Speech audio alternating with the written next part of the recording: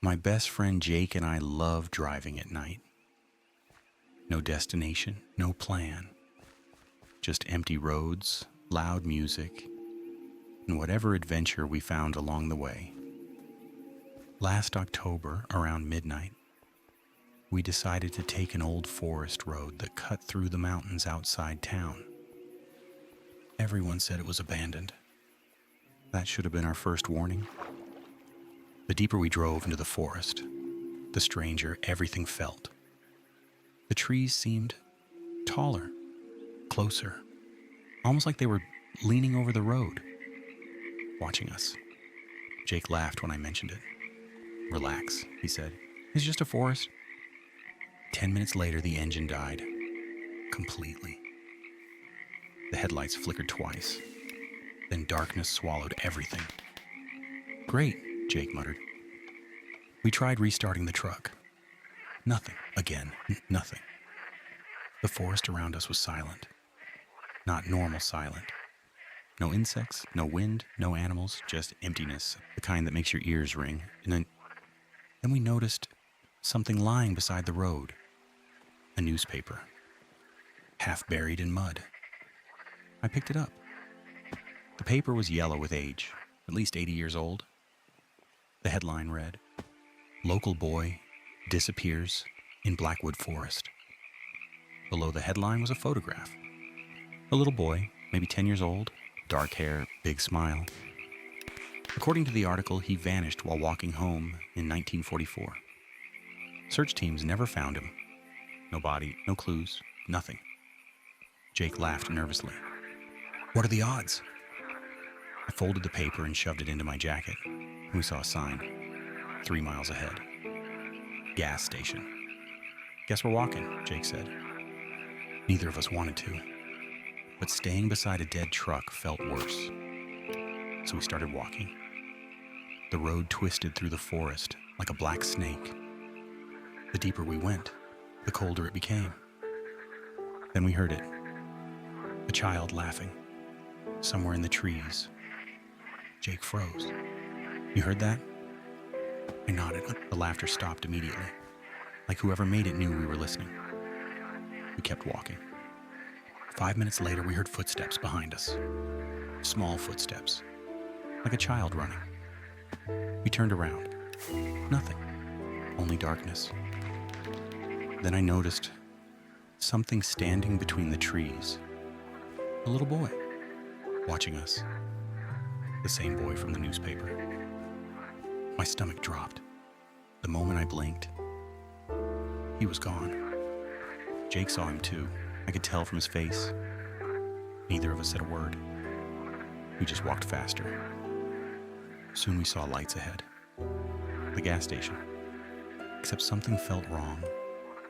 It looked abandoned. The windows were broken. The pumps were rusted. Weeds grew through the concrete. There was no way it was operating. Yet a glowing open sign hung in the window. We stepped inside. Dust covered everything. The place looked untouched for decades. Then Jake found another newspaper clipping on the counter. This one was newer, only 20 years old.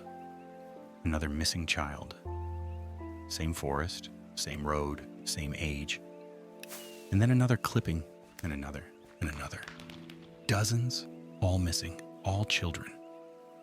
A sudden crash came from outside, and we ran to the window. The boy was standing beside the road again. Except now he wasn't alone. Something stood behind him, tall. Far too tall. Its head nearly touched the trees. At first I thought it was a person. Then it smiled. Its mouth stretched wider than humanly possible. The boy pointed directly at us, then whispered something. The creature turned its head and looked straight through the window. Jake grabbed my arm. "We need to leave, now." We ran. The moment we stepped outside, the open sign shut off. Darkness swallowed everything. Then we heard the crying. The little boy was crying somewhere in the forest. "Help me." His voice echoed between the trees. "Please help me." The crying sounded so real, so desperate. Jake stopped walking. Maybe he's actually out there. I grabbed him immediately. No! The newspaper, the disappearances, the creature. Something wasn't right. The crying continued. Closer now. Please! Then the voice changed. Just slightly. Enough to sound wrong. Like someone pretending to be a child. Jake heard it too. We started running. Branches snapped behind us. Heavy footsteps followed. Much heavier than before. Whatever was chasing us wasn't a child. It was huge. The forest exploded with movement. Something was keeping pace beside us. Between the trees, always hidden, always watching. Then, suddenly, Jake stopped. I turned around. He was staring ahead. Frozen. The little boy stood in the middle of the road, smiling. But the smile wasn't normal. It stretched too wide. Exactly like the creature's. Then his body began changing. Bones cracking, limbs stretching, skin tearing. The child melted into something tall and twisted, a thing wearing the shape of a child, a thing wearing the shape of every child that had disappeared. A skinwalker. Its eyes locked onto us, and it spoke. Not with one voice, with dozens, children, parents, old men, women, all speaking together. Stay. We ran faster than we ever had in our lives. Suddenly, headlights appeared ahead. A truck. Impossible. We jumped inside. The engine started instantly. First try, we sped out of the forest. Neither of us looked back. We thought it was over. We thought we escaped. When we reached town, dawn was breaking. Neither of us spoke during the drive home. Jake finally pulled the old newspaper from his pocket, the one about the missing boy. His face immediately went pale. What? I asked. Without saying a word, he handed it to me. The photograph had changed. The little boy was gone. Now there were 3 figures standing in the picture. Me, Jake, and something standing between us. Tall, thin, smiling. Underneath the photo, new words had appeared. Missing, October 2025. I threw the newspaper out the window. Neither of us ever talked about Blackwood Forest again. Months passed.